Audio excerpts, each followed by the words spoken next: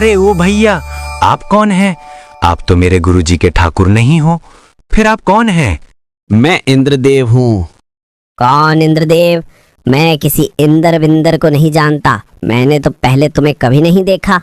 मेरा नाम इंद्रदेव है, मैं पानी की बारिश करता हूँ। अच्छा, चलो ठीक है। अब आ ही गए हो तो एक तरफ बैठ जाओ। पता नहीं आज कौन। पिछले भाग में आप लोगों ने देखा कि अढ़ैया ब्राह्मण के कारण गुरुजी को समस्त देवगणों के दर्शन हो जाते हैं, जिस कारण गुरुजी अढ़ैया को बहुत स्नेह करने लगते हैं। एक दिन गुरुजी 10 वर्षों की तपस्या करने के लिए हिमालय पर्वत पर जाने लगते हैं और वो अढ़ैया से कहते हैं, अढ़ैया, मैं तपस्या करने हिमालय जा रहा हूँ। आज से तुम आश्रम का ध्यान रखना। अब तो तुम एकादशी का व्रत करना मत भूलना। याद रखना मेरी बात। और हाँ, ठाकुर जी को भोग लगाना मत भूलना अढ़ैया। जी गुरुजी। गुरुजी वहां से चले जाते हैं। कुछ दिन बाद एकादशी आ जाती है और अढ़ैया मन ही मन सोचता है, इस बार चलो एकादशी का व्रत कर ही लेते हैं अढ़ैया। दूसरा मन कहता है, अरे अढ़ैया, तू 2.5 किलो की बाटी खाने वाला पेटू है क्या? एकादशी का व्रत कर पाएगा? अगर व्रत टूटा तो महापाप होगा ना अढ़ैया। ना तूने गुरुजी से पहले ही बोल दिया था कि तू उपवास नहीं कर सकता, फिर तुम क्यों चिंता करता है? अरे ये तो मैं भूल ही गया था। पिछली एकादशी पर कुछ अधिक ही भीड़ भाड़ हो गई थी, जिस कारण मैं भरपेट भोजन नहीं कर पाया था। इस बार मैं कुछ अधिक ही राशन लेकर जंगल में जाकर रसोई पालूंगा। अढ़ैया बाजार निकल जाता है और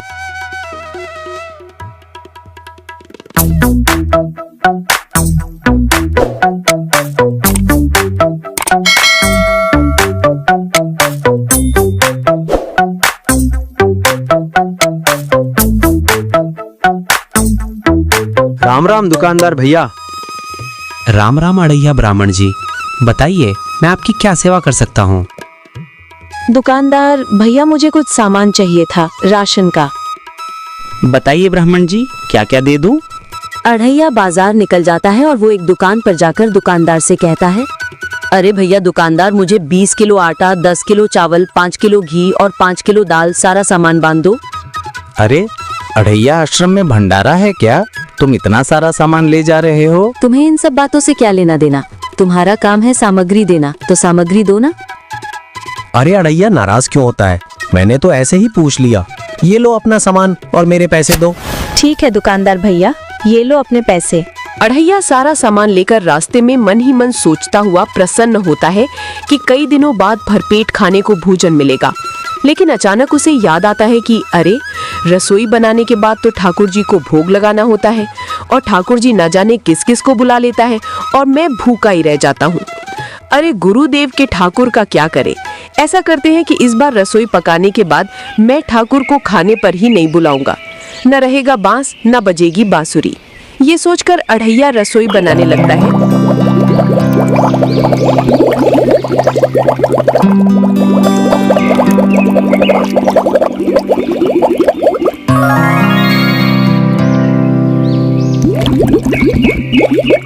अढ़ैया के द्वारा पकाए जाने वाली रसोई की खुशबू सारे ब्रह्मांड में फैलने लगती है, जिसकी खुशबू की चर्चा स्वर्ग में सभी देवगण करने लगते हैं। रसोई की खुशबू पाते ही नारद जी बोल ही पड़ते हैं, नारायण नारायण, कितनी सुगंध है अढ़ैया की इस रसोई में। लगता है आज फिर से भंडारा खाने को मिलेगा। यहाँ जंगल में भगवान राम सीता जी से कहते हैं, जानकी अढ़ैया की रसोई पाए हुए कई दिन बीत गए हैं। एक बार फिर से अढ़ैया की रसोई खाने का मन हो रहा है।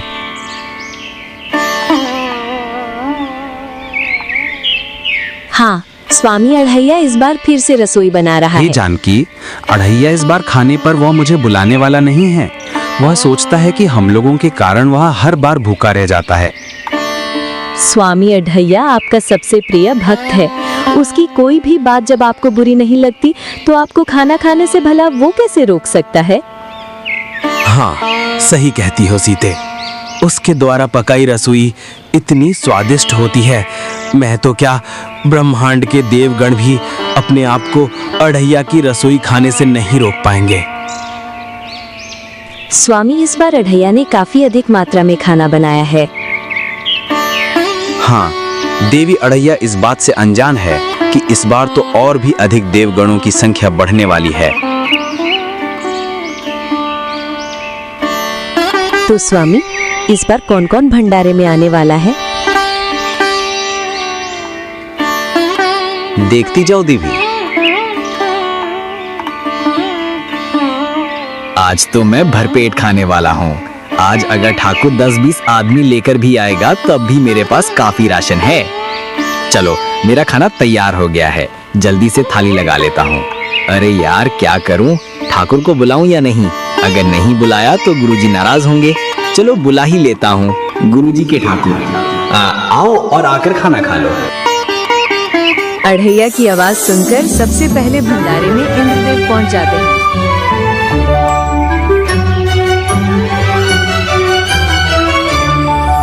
अरे ओ भैया, आप कौन हैं? आप तो मेरे गुरुजी के ठाकुर नहीं हो, फिर आप कौन हैं? मैं इंद्रदेव हूँ। कौन इंद्रदेव? मैं किसी इंद्र विंदर को नहीं जानता। मैंने तो पहले तुम्हें कभी नहीं देखा। मेरा नाम इंद्रदेव है, मैं पानी की बारिश करता हूँ। अच्छा, चलो ठीक है। अब आ ही गए हो तो एक तरफ बैठ जाओ। पता नहीं आज कौन कौन आने वाला है। ए गुरुदेव के ठाकुर, कहाँ है आप? जल्दी से आओ, खाना तैयार है। इस बार अढ़ैया के बुलाने पर नारद जी आ जाते हैं। नारायण नारायण, प्रभु नारायण नारायण, नारायण नारायण नारायण। कितनी सुगंध है इस खाने में। अरे ओ भैया, अब आप कौन हैं? मैंने आपको भी पहले कभी नहीं देखा। अरे अढ़ैया, मुझे नहीं पहचाना? नारायण नारायण में नारद मुनि हूँ। प्रणाम नारद जी, प्रणाम। आयुष्मान अढ़ैया, चिरंजीवी रहो। तो नारद मुनि, यहाँ क्या कर रहे हैं आप? आप वही नारद जी हैं जो चुगली करते हैं, इधर की बात उधर करते हैं। यहाँ किसकी चुगली करने आए हैं आप? नारायण नारायण, मैं किसी की चुगली करने नहीं आया हूँ। मैं तो खाने की सुगंध इतनी जबरदस्त है कि मैं अपने आप को रोक नहीं पाया। गुरुजी के ठाकुर, आप कहाँ हैं? आओ और खाना खा लो। कहाँ हैं आप? इस बार पुकार सुनकर जंगल में अनेक आत्माएं, योगिनी, यक्षिणियां, भूत प्रेत आदि आते हैं और धीरे धीरे आने लगते हैं और सभी कहते हैं, हे अढ़ैया, खाने की सुगंध से हम सभी जाग गए हैं। हमने कई वर्षों से खाना नहीं खाया है अढ़ैया, क्या हम सबको भंडारा मिलेगा? अढ़ैया कहता है, हाँ, सबको भंडारा मिलेगा। अब आप लोगों की ये कमी रह गई थी भला। गुरुदेव के ठाकुर, शीघ्र आओ, खाना खा लो। आप कहाँ हैं ठाकुर जी? यहाँ सीता जी रामचंद्र से कहती है, हे स्वामी, अढ़ैया आपको पुकार रहा है, आप क्यों नहीं जाते हो? देवी, अभी और विलंब है मेरे जाने में। आज मैं सबसे अंत में जाऊंगा। मुझे ये देखना है कि मेरे भक्त अढ़ैया में कितना धैर्य है, वह कब तक मुझे पुकारता है। तो स्वामी, अढ़ैया की धैर्य की परीक्षा ली जा रही है। अब समझी मैं स्वामी। गुरुजी के ठाकुर, आप कहाँ हैं? आओ और खाना खा लो। कहाँ हैं आप?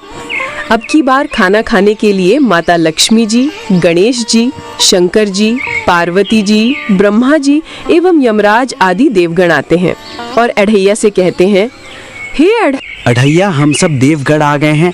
हम लोगों को बड़ी जोर की भूख लगी है, हमको खाना दो। अपनी आंखें खोलो अढ़ैया। अरे आप सब कौन हैं? हमने तो आप लोगों को नहीं बुलाया, तो फिर बेशर्मों की तरह क्यों आते ही जा रहे हो? लगता है आज फिर मुझे खाना नहीं बचेगा। क्या कह रहे हैं अढ़ैया? कुछ नहीं। तो हम सबको खाना खिलाओ। अरे, एक तो बिन बुलाए आ गए हो और बेशर्मों की तरह खाना मांग रहे हो। सुनो आप सभी, जब तक मेरे गुरुदेव के ठाकुर जी नहीं आ जाते तब तक किसी को खाने का एक निवाला भी नहीं मिलेगा। इस बार फिर से सीता माता कहती है, हे स्वामी, दोपहर होने को आई है। अढ़ैया 2.5 किलो बाटी खाने वाला ब्राह्मण है, उसकी इतनी धैर्य की परीक्षा ना ले और अति शीघ्र अढ़ैया के पास चले। स्वामी, अब तो हमें भी बहुत जोर की भूख लगाई है। हाँ देवी, भूख तो मुझे भी बहुत लगाई है। चलो तो फिर चलते हैं। हनुमान, लक्ष्मण, कहाँ हो? चलो सभी साथ आ जाओ, अढ़ैया के यहाँ भंडारे पर चलना है।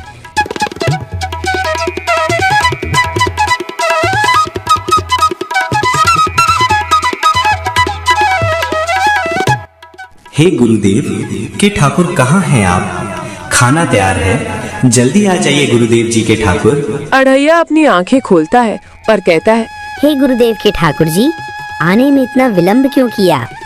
आने में इस बार अधिक दूरी पर था, इसलिए आने में वक्त लग गया।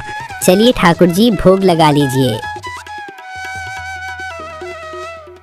जैसे ही भगवान राम खाना खाने बैठते हैं, यहाँ कई राक्षसों का हमला हो जाता है और राक्षस खाने पर टूट पड़ते हैं। तभी भगवान रामचंद्र अपनी तीर वाणों से सभी को मार भगाते हैं और खाना स्वयं खाते हैं और अन्य सभी उपस्थित देवगणों को भी खिला देते हैं। इस बार देवगणों, भूत प्रेतों, आत्माओं की इतनी अधिक संख्या हो जाती है कि अढ़ैया को खाने का एक भी निवाला नहीं बचता है। इस बार भी अढ़ैया भूखा ही रह जाता है। लेकिन इस बार अढ़ैया के खाने को खाकर सभी देवगण अढ़ैया को वरदान देते हैं कि हे अढ़ैया ब्राह्मण, सारे ब्रह्मांड तुम्हारे जैसा रसोई बनाने वाला कोई और नहीं होगा, और जब जब कोई भी प्राणी संसार का भंडारा या कोई भी शुभ अनुष्ठान करेगा तो उसे अपनी रसोई सुरक्षित और स्वादिष्ट बने, इसके लिए रसोई के पास श्रीफल यानी नारियल, थोड़े गेहूं, जल का छोटा लोटा आपके नाम से रखा जाएगा, और जो भी रसोईया ऐसा नहीं करेगा उसकी रसोई न सुरक्षित रहेगी, न स्वादिष्ट बनेगी, और उसका भंडारे के रसोई आत्माएं ग्रहण करने लगेंगी। ये हम सब देवगणों का तुम्हें आशीर्वाद है। सभी देवगण अढ़ैया को आशीर्वाद देते हैं, देकर चले जाते हैं। यहाँ शाम हो जाती है। अढ़ैया अपने आप से कहता है, इससे अच्छा होता कि मैं एकादशी का व्रत ही कर लेता। इस प्रकार अढ़ैया का एकादशी का व्रत भी पूरा हो जाता है।